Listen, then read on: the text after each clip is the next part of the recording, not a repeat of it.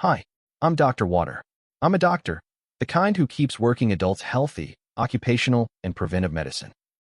Fans sometimes ask me, that thing where a special breathing technique commands your blood flow and energy to stay young. If that were real, wouldn't it be immortality? I get it. Master your breath and your skin glows, wounds close instantly, and you don't fade after a century. If it worked, I'd be first in line. My own checkup numbers would surely improve.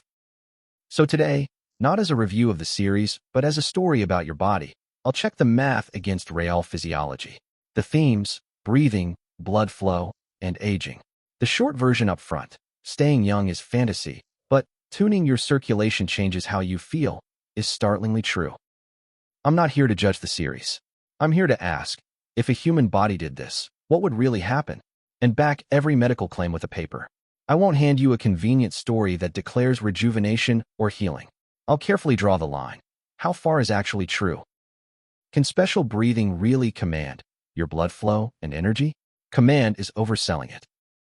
In the series, a distinctive breathing method generates energy in the body and raises blood flow and physical ability at will. The idea that a single breath grips every switch in your body. Bottom line, command is too strong, but tune is real. Breathing is one of the few autonomic nervous system levers you can move consciously.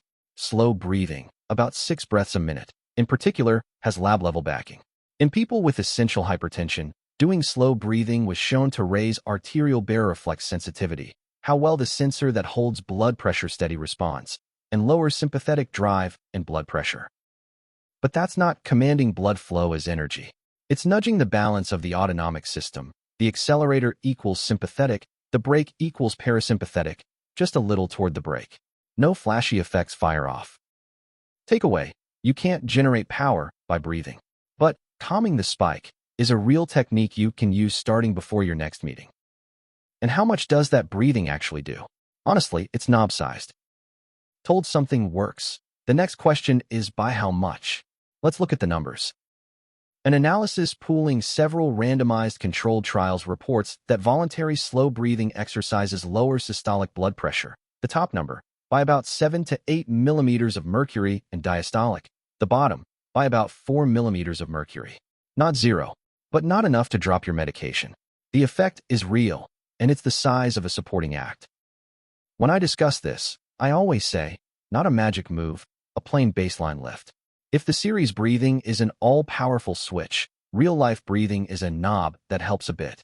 Same direction, different order of magnitude.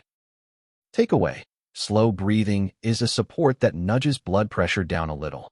Don't over or underrate it. Bundle it with your other habits, exercise, sleep, less salt. Improve your circulation and it fights aging. Half of that is a good line. The core of the stay young premise is, in the end, the dream that if circulation and energy are full, the body won't decline. This is today's main event. Half of it is a good line. Long-term aerobic exercise, walking, running, swimming, kept up over years, was shown, in an analysis pooling many studies, to soften the age-related decline in blood vessel, endothelial, function and preserve relatively good vascular function even into old age. Supple vessels mean smoother delivery of oxygen and nutrients to the whole body. Circulation really does matter. But, I'll be honest, this is not rejuvenation. It doesn't turn the clock back. It slows how fast the hands move forward. And a few weeks of cramming won't show a meaningful difference. It works when kept up long-term. The benefit of exercise is described as maintaining the capacity to use nitric oxide, a vessel-widening molecule, and curbing oxidative stress and inflammation, not magic that reverses aging itself. Takeaway, tuning your circulation makes the slope of aging gentler, but you can't climb back up the slope. Plain, but it's the most honest answer. When circulation declines, how does the body struggle? The answer is cold and summer fatigue. Look at it in reverse. When circulation drops with age, how, concretely, does the body struggle? Understand this, and you'll see why the series premise is so appealing. The clearest example is skin blood flow. With age, the mechanism regulating skin, peripheral, blood flow declines, and temperature regulation against heat and cold weakens. Older people struggling in summer heat and cold hands and feet in winter are partly caused by this decline in peripheral circulation. Behind it, reduced sympathetic transmission and weakened nitric oxide, NO, dependent vessel widening occur together at several stages. The capacity to make NO falls. The enzyme arginase becomes more active with age, and oxidative stress rises, so the power to widen vessels is whittled away bit by bit. That's exactly why "Keep Your Circulation and You Won't Decline" is such an appealing story. Circulation really is one of the front lines of aging. But whether you can fully control it with a single breath, reality is a bit more plodding. Takeaway: cold hands and feet, and a tendency to wilt in summer, are signs of peripheral circulation. You can't aim for rejuvenation, but you can help the delivery network with exercise, keeping warm, and hydration. Hamon breathing won't make you young again, sadly. But breathing out slowly, gently tunes the autonomic system and blood pressure, and exercise you keep up softens the vessel's decline. Neither has any flash to it, but both are real techniques that genuinely work. Rather than chasing rejuvenation, make the slope of your circulation gentler.